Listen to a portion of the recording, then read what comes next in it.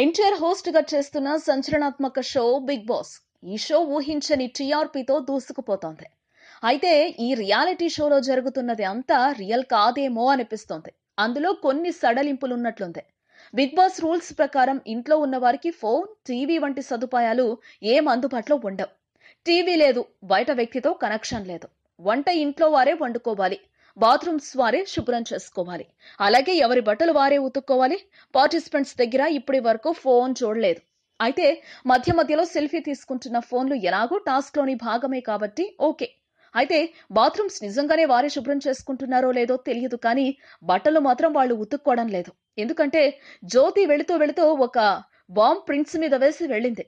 దాంతో ఇంట్లోని అందరి బట్టలు ప్రిన్స్ ఉతకాల్సి వచ్చింది. కానీ ఇంతవరకు ప్రిన్స్ బట్టలు ఉతకడం ఒక్కసారే చూసా.